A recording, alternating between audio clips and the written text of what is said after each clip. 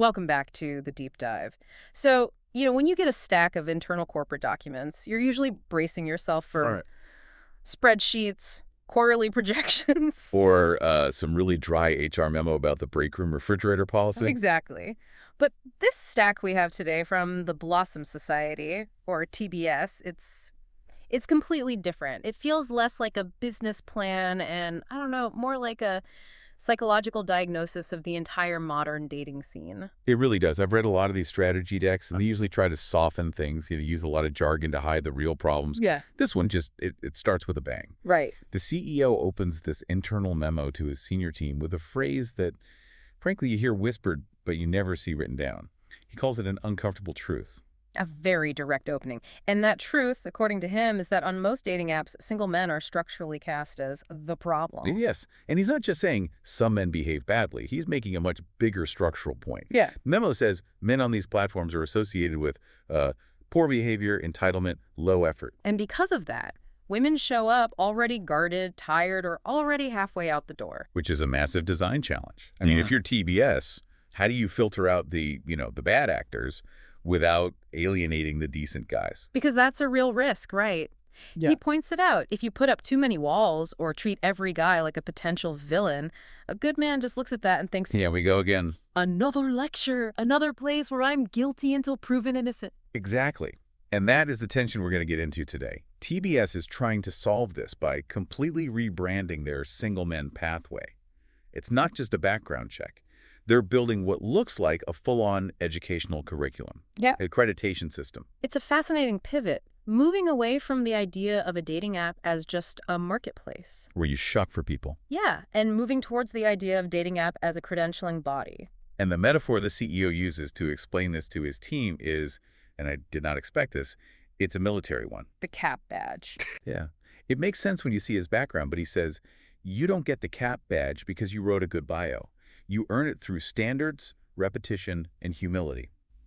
And that's really the core idea we're going to unpack. This idea that access to a community, it shouldn't just be bought with a subscription. It has to be earned through demonstrated competence. It's a radical shift. It is. So let's get into the philosophy behind this earned access. The documents show this great back and forth between the CEO and the marketing director about a shift from declaration to demonstration. Declaration versus demonstration. Okay, that sounds like a marketing slogan, but what does it actually mean here? Well, think about how most apps work. You fill out a profile. You declare who you are. I'm nice, I'm safe, I'm funny. I'm emotionally intelligent and I make amazing tacos. Exactly. Anyone can say that. We're just drowning in declarations.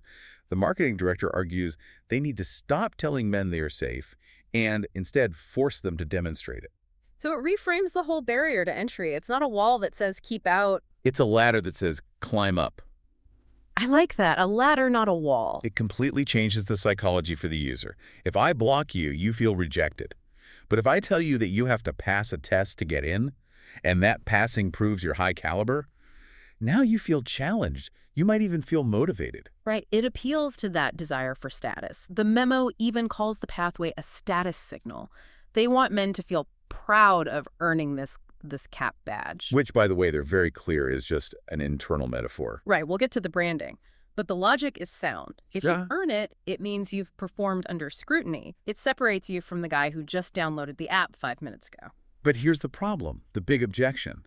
The CEO is worried, and I would be too, that men will see this and just think it's a gimmick. Another way to squeeze money out of them for some fake course, like those old pickup artist scams. A totally valid fear. So their solution was proof before payment. This is so smart. Usually a paywall hides everything. You have to pay just to see if the app is even worth your time. But they do the opposite. They let you see the syllabus, read the module titles, even take a sample micro module. A few of the scenario questions, too, all before you pay a dime. Yes. They want to kill that gimmick objection right out in the open. The idea is if a guy sees the test is actually rigorous, that the scenarios are nuanced, he realizes, okay, this isn't a rubber stamp. This isn't some BuzzFeed quiz about what kind of pizza I am. Exactly. If I get this badge, it actually means something. It validates the standard before asking for the investment. And I guess if a guy isn't willing to engage with even that little bit of friction... He's probably not their target user anyway. Okay, so let's look at the syllabus itself. The head of coaching's notes lay out these 7 competency domains. And looking at them, it's a very specific, almost therapeutic view of what they want to see. You have consent and safety, which you'd expect, Hmm. but then you have tone, regulation as an emotional regulation initiative, etiquette, and this one really stood out to me, aftercare and repair. Repair. That jumped out at me, too. There's a note here that says, repair is leadership. That is a profound statement for a dating app. I mean, usually apps are just focused on the hello, the spark, the meeting. This curriculum is looking at what happens when things go wrong. Because they always do, eventually. Even on a first date, you're late, you say something awkward. Right. And repair is about being able to apologize, to take accountability, to fix that rupture. They're testing conflict resolution skills, not just pickup lines. It's about what you do when you mess up. And it's not just multiple choice, is it? Like, press A to apologize, press B to flip the table. No, the docs are very clear about this. It's scenario-led assessment. They give you a situation, and you choose a response. Yeah. But it's weighted. It's not always just a simple right or wrong. It's about judgment. Maybe all 3 options are polite, but only one shows real emotional intelligence. And then there's this ominous term in the scoring rubric, critical fails. Yeah, the zero tolerance policy. Yeah. In some tests, you can get a C- average and still pass. You can be bad at one section, but great at another. Not here. Not here. They say safety is behavioral, not theoretical. So if you fail a critical safety scenario, say a question about consent or respecting a no, you fail the entire thing, period. It doesn't matter if you ace the etiquette section. No, you can hold every door open, but if you don't understand consent, you don't pass. The algorithm's a hard gate on that. That makes sense. And then they add another layer, a 180-day recertification. Oh, wow. I missed that. So you don't just earn it once and have it forever. No, the philosophy is that standards are maintained, not achieved once. The branding is all about staying sharp. That's fascinating. It's like a pilot needing to log hours. It signals to women on the platform that these guys aren't just resting on their laurels. They're actively maintaining the standard. Which brings us to the operational side. The COO sent a memo about a friction audit they did. I love this concept. Because in tech, friction is the enemy, right? You want a frictionless experience. You want as few clicks as possible between the user and them spending money. Right, make it effortless. But the COO here makes a distinction between 2 types of friction: protective friction and confusing friction. Okay, what's the difference? Confusing friction is just bad design. A button that doesn't work, a page that's slow, instructions that are unclear. That stuff just annoys people. You get rid of that. But protective friction, that's the test itself. That's the test itself. The syllabus, the scenarios, having to read the material. That is intentional friction. It slows you down. It makes you think. And the COO argues that you have to keep it, because that friction is what protects the women in the community. It reminds me of that old story about Van Halen and the brown M&Ms. Oh, it's exactly that. For Yeah. anyone who doesn't know, Van Halen had this clause in their contract. A bowl of M&Ms backstage, but with all the brown ones removed. People thought they were just being divas. But it was a test. A safety test. Yeah. Their stage setup was massive. Pyrotechnics, the works. If they walked backstage and saw brown M&Ms, they knew the promoter hadn't read the contract carefully. And if you missed that, maybe he missed something about the stage rigging. So the TBS syllabus is the bowl of M&Ms. There's the bowl of M&Ms. If a guy isn't willing to read a few paragraphs about emotional regulation, he's probably not going to put much effort into a relationship. The friction filters for quality. So get rid of the annoying friction, but keep the meaningful difficulty. And if you explain why the friction is there, this exists to keep the community safe, it becomes a feature, not a bug. They even have a name for the funnel. Proof plus progress. Very transparent. They want you to see the finish line. You just have to run the race. So let's talk about the visual branding. We said CAP badge was the internal code name, but they didn't actually go with that publicly. No, probably a good call. A bit too militaristic for a dating app. They ended up with a 2-tier system. We have the Blossom Standard and the Verified Conduct Mark. Right, the Blossom Standard is the big umbrella promise.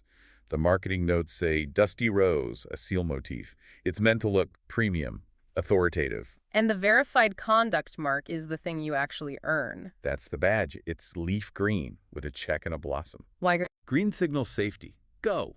Growth. But more importantly, look at the words. Verified conduct. They were very careful to avoid something like safe man. But why? Safe man seems like exactly what they're trying to sell. It's a legal nightmare. You can never guarantee a human is 100% safe forever. Safe man sounds like a warranty on a toaster. If a guy with that badge then does something awful, the app is liable. Ah, okay, so it's a liability distinction. A huge one. Verified conduct is just factual. It means we have verified that this person passed our conduct test on this date.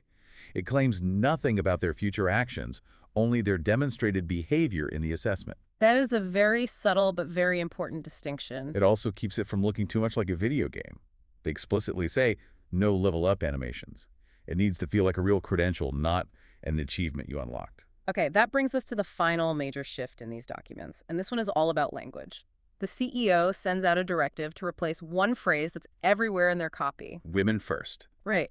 Women first is kind of the industry standard for progressive dating apps. Bumble made it famous. But TBS is getting rid of it, and they're replacing it with Women are sovereign. sovereign. That's a heavy word. It sounds political, almost medieval. What do they mean by that? Well, the memo defines it right there. Always autonomous, always in control of their boundaries and consent. But why the change? What's wrong with women first? The analysis in the documents makes this really interesting distinction. Women first can sound like a queuing system. Ladies first through the door. It's polite. But It sounds like benevolence, like we are deciding to let you go first. exactly. Or it sounds like the platform is just picking a side. Sovereign, on the other hand, is a principle of self-governance. A sovereign nation doesn't just cut in line. It has absolute authority over its own borders. That is a powerful shift. It changes the entire nature of the boundary. It implies freedom from coercion, from Yeah. entitlement. If a woman is sovereign, you can't negotiate her boundaries. You have to respect them as absolute law. You don't ask a sovereign nation, hey, can I just cross your border a little bit? No. You need permission. You need a visa. And for the men on the app, this completely reframes the interaction. Completely. You're not there to convince a woman to like you. You're not there to make a sales pitch. You are there to respect a sovereign entity. It just takes all that pressure and that sales energy out of it. And for the coaching team, the people who have to give feedback when a guy fails. It makes the feedback less preachy. Instead of saying you shouldn't be rude, which is subjective, they can say you are violating a boundary of sovereignty. It's not about manners. It's about rights. So if we bring this all together, Hmm. we have a company that's looking at the dating landscape, seeing all this burnout and bad behavior, and their solution is basically school. Essentially, yeah. A military academy for the heart. They're using accreditation, educational modules, specific language like sovereignty and repair, and they're wrapping it all up in this verified conduct mark. It's all an attempt to create a space where, as they say, good men stand out, not by shouting, but by showing. By doing the work. Exactly. And you think about the bigger picture here. The internet is just flooded with cheap words. Anyone can write anything in a bio. AI can write it for you. You can use a filter to change your face. True. It is harder than ever to know who or what is real. So TBS is making a bet. They're betting that in a world of endless noise, verified behavior becomes the ultimate currency. They're trying to solve the trust problem by creating a standardized, verifiable proof of effort. It's interesting because we accept this in almost every other high-stakes part of life. That's the thought I keep coming back to. I mean, we accredit doctors. We accredit drivers. We wouldn't get in a car with a taxi driver who hadn't passed a test. We wouldn't let someone operate on us just because they declared they were a good surgeon. But we'll go on a date with a total stranger based on 3 photos and a witty line about tacos. Exactly. We've accepted that dating, which involves deep emotional and physical vulnerability, requires zero demonstrated competence.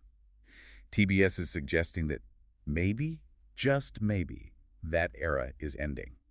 That in the future, access to people, access to intimacy, it might be something you actually have to earn, not just subscribe to. That is a provocative thought to end on. Is the future of dating a place where you have to show your credentials before you can even buy someone a drink? It might be. And for a lot of people who are tired of the chaos out there, that might sound like a huge relief. Well, there's certainly a lot to think about there. It's a bold experiment, and I guess we'll be watching to see if people step up to the challenge. Thanks for walking us through all this. My pleasure. And thank you for listening to this deep dive. We'll catch you on the next one.